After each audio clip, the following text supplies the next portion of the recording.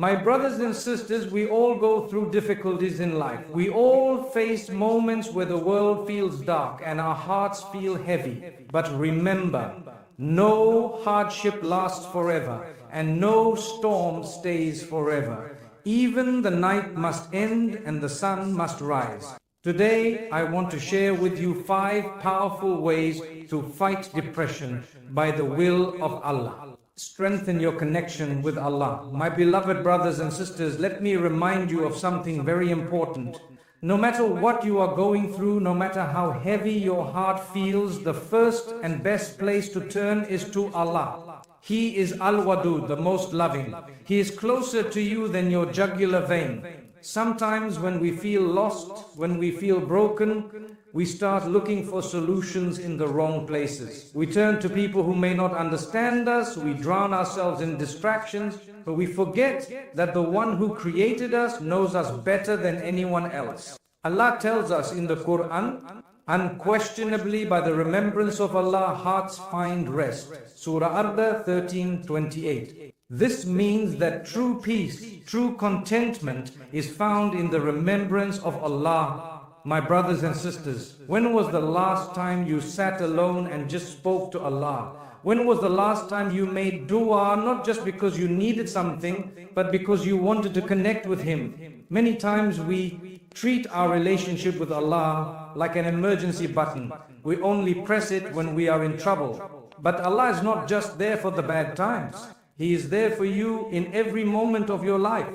If you are feeling down, increase your salah and don't just rush through it like a routine. Pause for a moment. When you stand in prayer, remind yourself that you are standing before the King of all kings. When you go into sujud, pour your heart out.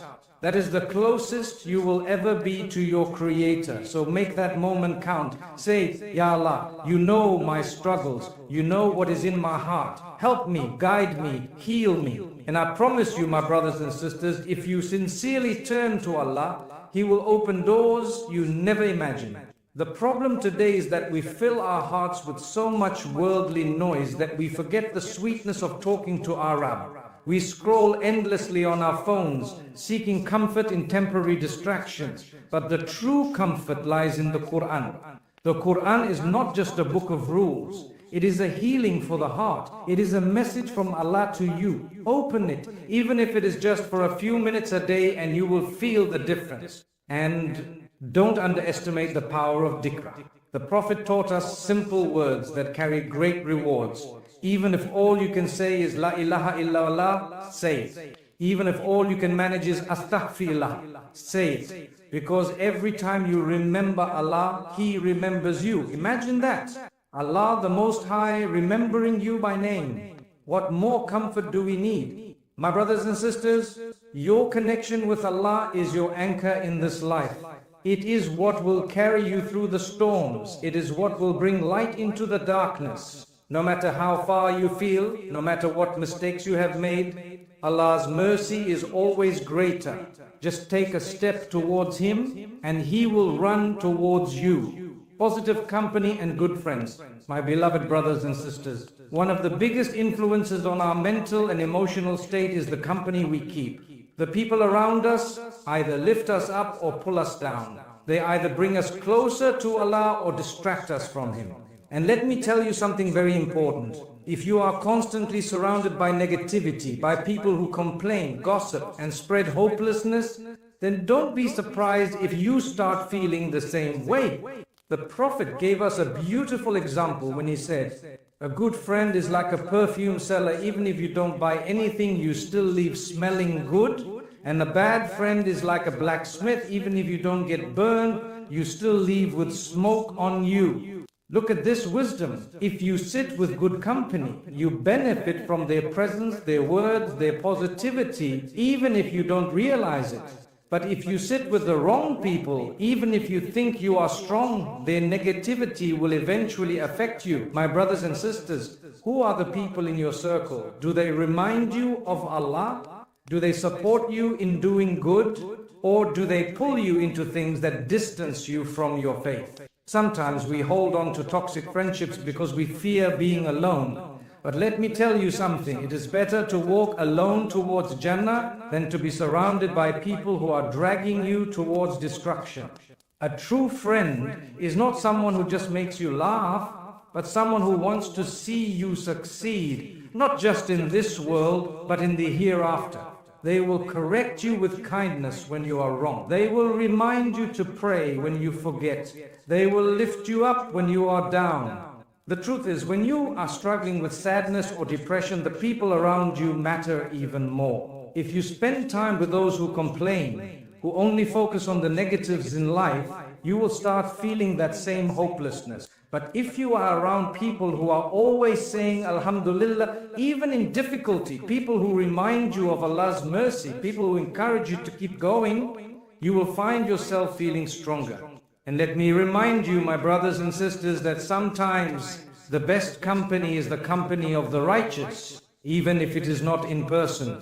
If you don't have good friends around you, listen to beneficial talks, read the Quran, and engage with those who remind you of Allah, even if it is online.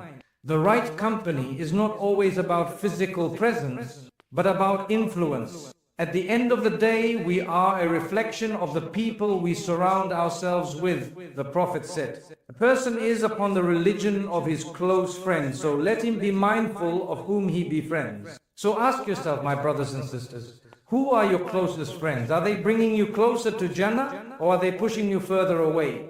Because on the day of judgment, even the closest friends will become enemies, except those who built their friendship upon the love of Allah. Be grateful, even in hardship. My beloved brothers and sisters, gratitude is not just about saying Alhamdulillah when things are easy. True gratitude is tested when life becomes difficult, when things don't go as planned, when you feel like you're drowning in problems. But let me remind you, no matter what you are going through, there is always something to be grateful for. Allah tells us in the Quran, if you are grateful, I will certainly give you more. Surah Ibrahim 14:7. This means that gratitude is not just an act of worship, it is a key to increase in blessings. Many times when we are struggling, we focus so much on what is missing that we forget what we still have. My brothers and sisters, take a moment and reflect. The fact that you are breathing right now is a blessing. The fact that your heart is still beating is a blessing. The fact that you can listen to these words, that you have a roof over your head, food to eat, eyes that see, ears that hear, these are all blessings we often take for granted. Sometimes we think gratitude means being happy with everything in life. But no, gratitude means trusting that even in our difficulties, Allah's plan is better than our plan. Look at the life of the Prophet. He went through the loss of his parents, his wife Khadija, his children, his companions. He was insulted, driven out of his own city, and faced hardship after hardship.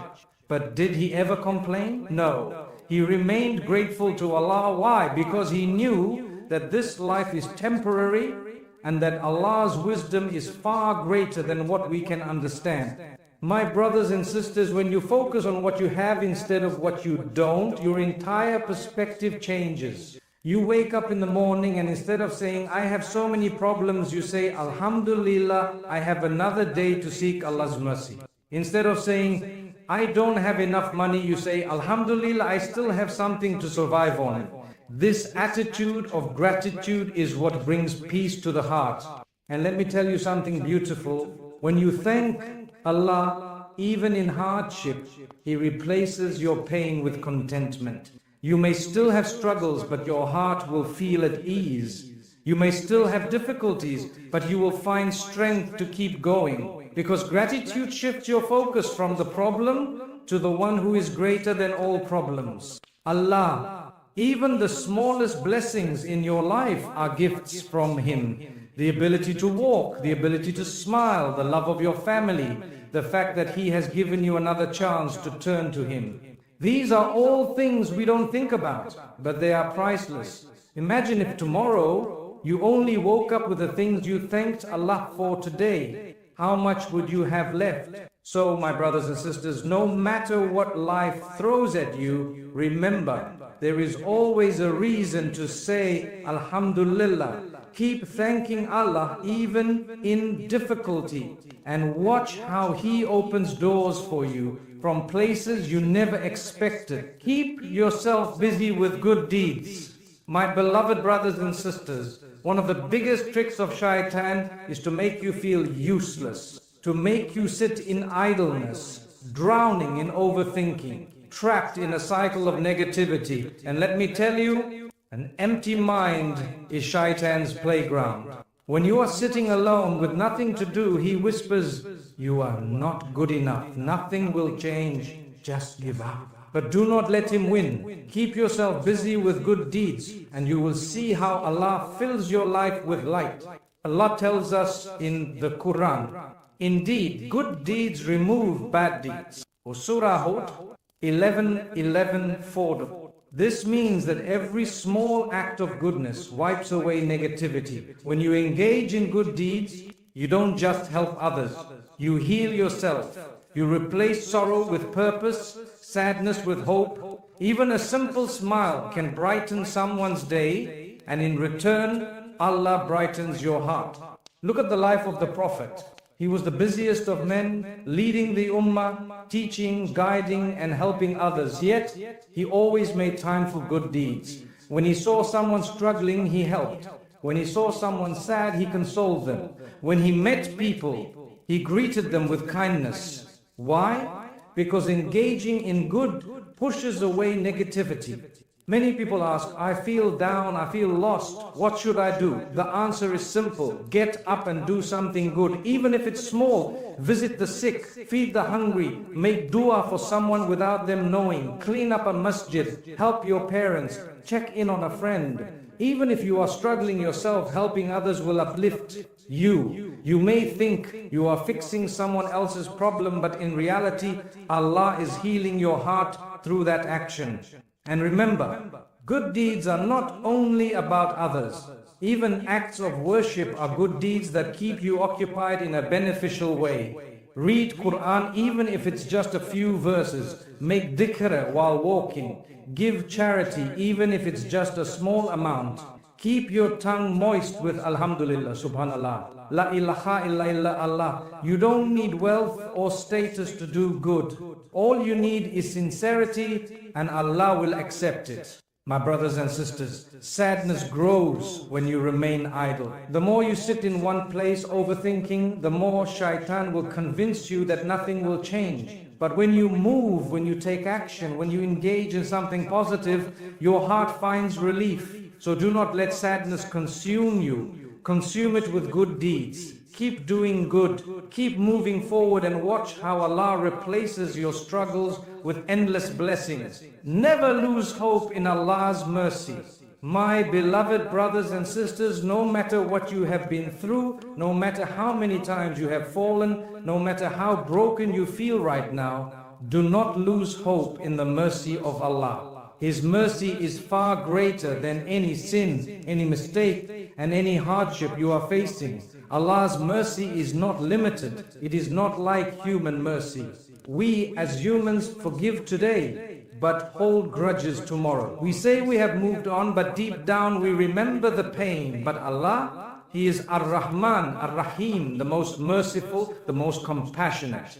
When He forgives, He erases. When He heals, He restores completely. Allah tells us in the Quran, say, O my servants who have transgressed against themselves, do not despair of the mercy of Allah. Indeed, Allah forgives all sins. Indeed, it is He who is the most forgiving, the most merciful. Surah Az-Zumar 39:53. Look at this verse, my brothers and sisters. Allah is calling you. He is speaking to those who have made mistakes, to those who feel distant, to those who think they are beyond saving. He is telling you, never lose hope. He doesn't say, Allah forgives some sins. No, He says Allah forgives all sins. The only condition, you turn back to Him with sincerity. But shaitan, oh, he wants you to believe that you are too far gone. He whispers in your ear, you are not good enough. You have sinned too much. It's too late for you. And many of us fall for it. We sit in regret, thinking, how can I even pray after everything I've done? How can I turn to Allah after I've ignored Him for so long? But my brothers and sisters, let me tell you something. If you are alive, if your heart is still beating, then Allah is still giving you a chance. The doors of His mercy are still wide open. Think about the man who killed 99 people and still sought forgiveness. He thought he had no hope. But what did Allah do? He guided him to the right path, and before he could even reach his destination, He granted him Jannah. Subhanallah, if Allah can forgive a man who killed 99 people, what makes you think He won't forgive you? Sometimes we feel hopeless because we are facing hardships. Life knocks us down and we wonder, where is Allah? But let me tell you, Allah has never left you.